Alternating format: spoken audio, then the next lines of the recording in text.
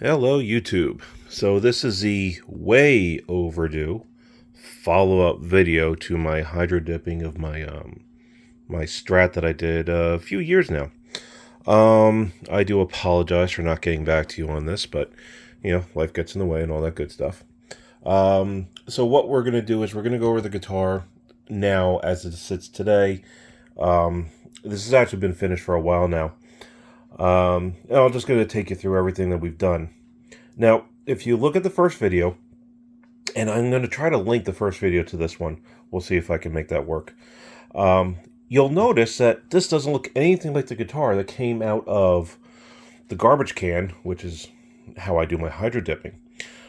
This guitar is the same guitar. I've actually had to dip it about 3 times since that video. And the reason is, the first time I did the dip, as nice as it came out, as far as the colors came out, there was a lot of imperfections in the finish, namely in the horns themselves, where the way this works is, and this is a good example because you see it right here. You see all this vibrant color here, and then it starts to light up. It almost is like a fade type of paint job. And the same holds true for the rear. I'll show you that. Not as much, but it's still there to some degree.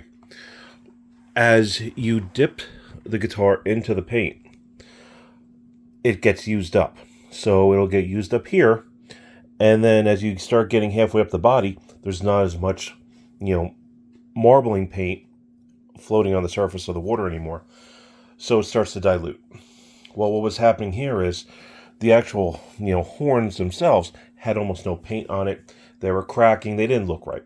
So I stripped it down and I painted it again. Well, the time that I did it then, my humidity and my temperature levels were so far off, the paint turned into this goo. And it looked horrible. So one thing I want to talk about right now is Magic Marble and a lot of the other companies, they don't mention anything about humidity level. They mention water temperature, and they say between 65 and 70, and that is key. The water does need to be somewhere in that area. There's a couple of people saying maybe a little bit hotter, maybe going into, not over 75, but maybe 71, 72, even 73 Fahrenheit. And you might sit there and say, well, how are you getting that? Easy. We're taking boiling water, so we fill it up with a garden hose. And again, look at my first video, you'll see how I'm doing the hydro dipping. That hasn't changed. And there's a reason why I'm using a garbage can. I'll talk about that in a second. But I fill the majority of the garbage can up with water from the hose. And, if you're doing it in the summer, one trick that I found out is if I take the hose and I run it into the, on the driveway in the sun, that'll heat it up. It wasn't heating it up, though, to 70 some odd degrees. Because obviously as soon as the water starts coming out, it's going to cool itself down. So what we were doing was we were heating up water on the stove and putting it in there and just, mixing it up and swirling it, and you'd get really close to, 65, 70. And I think this one was actually hydro dipped at around 67, 68. So right in the middle, which worked. Another thing, they don't talk about humidity, but I do think humidity plays a big part in this. We did this with a humidity level between 50 and 70 degrees. I was probably closer to 70. Again, you can't control humidity unless you're in a booth. Well, we're doing this outside in the driveway. And again, if you watch the first video, that hasn't changed. That portion of it is still the same. I'm going into the driveway. I'm filling up a garbage can. I am floating the paint on top of the water there, and we're doing it outside. So, we had to find a good day, and we did this last summer, actually. We had to find a good day where it wasn't raining, and I live in New Jersey, and last summer was actually a pretty bad summer for us, simply because we had a ton of rain. It felt like it was raining every other weekend. So I had a very small window of opportunity to paint this, and I think I had 3 or 4 days where I could get this done. And, everything aligned and it worked out fine. And I was able to paint it.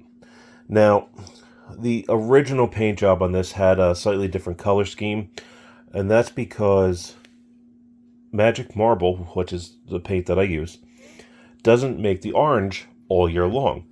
The purple is still the same. The yellow streaks that you see, I think it's called Sunshine Yellow, I'll give you the exact color name, that's always there, but the orange wasn't. So this is a color called Pumpkin, which is close. And I got this off of Beach Girls Glitter, or Beach Glitter Girls. I'll get you the name of that. And they're actually taking Magic Marble paint and they're mixing custom colors. So it's nice you could get a variety from places like that.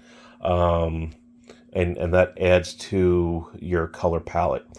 But again, I think the essence is still the same. You know, you're still getting the purple, you're still getting the orange, you're getting this vibrant color.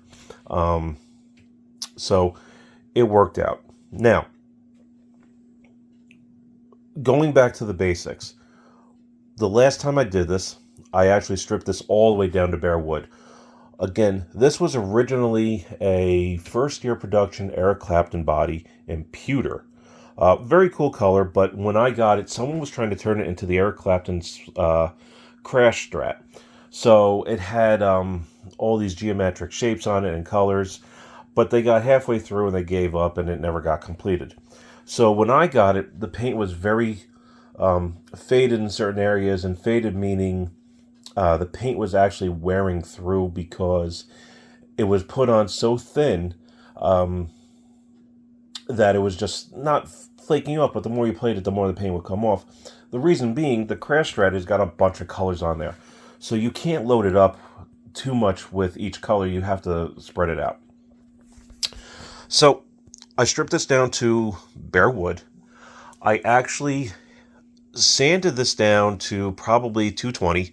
And then I hit it with Rust-Oleum 2X, which is basically a paint and primer in one. And I went with the semi-gloss simply because the semi-gloss is going to give you a little bit more tackiness. Well, long story short, I got some runs in the paint, and I ended up hitting the whole entire guitar with like a 400 grit sandpaper. And that created such a nice finish. It's very smooth. It almost feels like, a factory Fender finish. So I hydro dipped it with that. So it was already at a 400 grit sand on it. I hydro dipped it, and it came out great. And then the top coat is a Spray Max 2K Clear Glamour. Now, what's important about that is it's not just regular spray paint. It is a two-part epoxy spray paint, essentially. So you have the paint itself in the can, and then you have a bottom, we'll call it a cap, that you have to bust. It's a bladder, essentially. And then once you bust that bladder, you shake it up more, and then the two, chemicals, we'll call it mix. And what you get is this really hard, shell coating. I can't explain it, but it comes out really clear. It goes on really nice, very even, very easy to shoot, and very durable from what I could tell. It's not cheap, but you get what you pay for.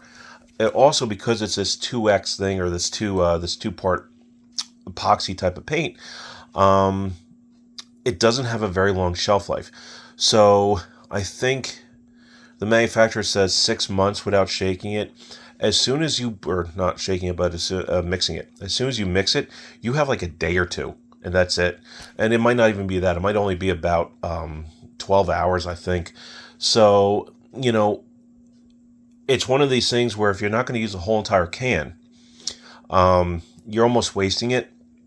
And I'm going to do another video after this, and it's going to be a follow-up where I painted 2 more guitars. I've actually painted about 4 more guitars, but I'm going to spotlight 2 more where I hit the clear coat, the 2K Glamour clear coat. So I used up the can. Again, we'll talk about those at a later video. But going back to this, so Eric Clapton Strat body, 1985, I believe. So first year. This is just a generic pick guard because it's the Eric Clapton Strat body. It doesn't have the full 11 holes. So this is what a 9-hole, 1, 2, 3, 4, 5, 6, 7, 8, whatever. It doesn't have the full 11 holes that a standard Strat pick guard has. So you had to find this one. The pickups are all DiMarzio area pickups. I think I just have CTS pots in here. Keep it simple. The bridge is a V Runner, Blade Runner V, Super V. I like these bridges. I actually have this on a couple other guitars, or I have had them on a couple other guitars. Very cool bridge. Look it up if you want to get more details, but basically you have this section here that bolts to the body. This does not move. There's a spring that connects the actual floating part of the bridge to that, and it works seamlessly. It's great. The neck is a Mexican-made Fender neck, roasted maple with Pau Ferro, whatever that fretboard material is. It's not rosewood. I'm gonna flip it over real quick here. So you can see the back of the neck. It's nice. I like roasted maple. Has a nice feel to it. And it's funny because in the camera, this is much bluer than it really is. It's very purple. It's a very purple finish. And it has for some strange reason, every time I do a swirl, the back of the guitar always looks better than the face of the guitar. I don't know why. And I've actually tried to do things where I turn the body around, so I'm purposely doing it backwards. And it's still, the back looks better. I don't know why. But anyway, so this is the final form. I'm not doing any more on this. This came out the way I wanted to. I think it looks great. I've had some people comment on it. They like it. They think it looks really good. I think, again, I was trying to go for something that, what would Jimi Hendrix have if he was going to have a Hydro Dip Strat? This is what I thought it would be. Being a big Hendrix fan, just went par for the course. I actually have a Jerry Hart Hendrix replica strap on it because it just looks cool. And again, actually the colors match, but it's so funny because even looking through here, I can see the body looks blue, but it's very purple. It's almost an identical color, but the strap keeps coming up as purple, so it must be something with the highlights and the paint. Anyway. And we'll flip it back over. I'll give you some ideas of what the rest of the body looks like. Let's give you an overview. The nice thing about hydro dipping, it's a very fluid painting practice, however you want to call it. It really takes the curves of the guitar body very well. So a Strat, especially a Strat, is great for this because it has all these curves. It has the belly cut, it has the forearm cut, the horns, and everything just, it is accentuated by the paint, in my opinion. It really stands out. And again, the nice thing about a Hydro Dip paint job, no two are the same. You could do the same color and they will look completely different. So you're always going to have a very unique finish when you're done. And if you take your time and you have the right temperature and you have the right humidity and, you make sure everything is sanded and prepped. Again, prep work on anything, whether you're painting a guitar body or a car or anything, prep is key. So as long as all that's right, you'll get great results. And this is not that difficult to do. I've had a couple of people that'll comment on my video saying, oh, I'd like to do this, but geez, that looks hard. It's not. It really isn't. I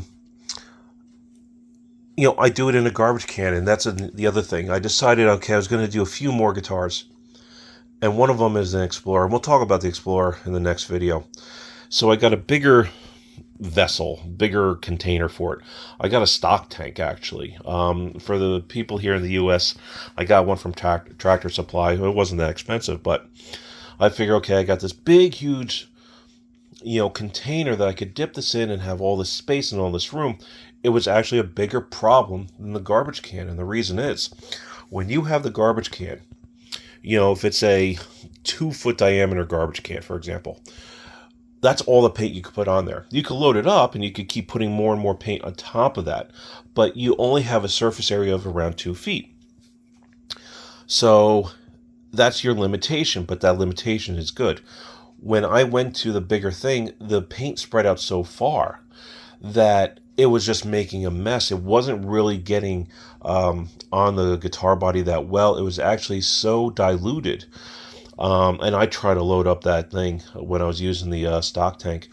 And it's a 100-gallon stock tank, so it's fairly big. It became so diluted you couldn't see the colors. You saw the white undercoat. And again, I like to use a white base coat. When I've tried other colors just for testing, the other colors muddy the top coat. And sometimes it's a very cool effect. We did one where we painted the body black for a test, and we hydro dipped the black with the yellow and the orange, and it turned out like some kind of alien green. Very cool looking, not my thing, but I could see someone really digging it. I like the white base coat, though. I think you get a more vibrant color. And actually, it's funny because my younger son had a Pinewood Derby car that he wanted to paint around the same time as this. And he's like, "Oh, Dad, let's do hydro dipping." And his base coat was gray because he's like, "Well, I don't want to do white. I want to do gray." Okay. And it's a little bit more darker, that's for sure. It looks good still, but it's definitely darker.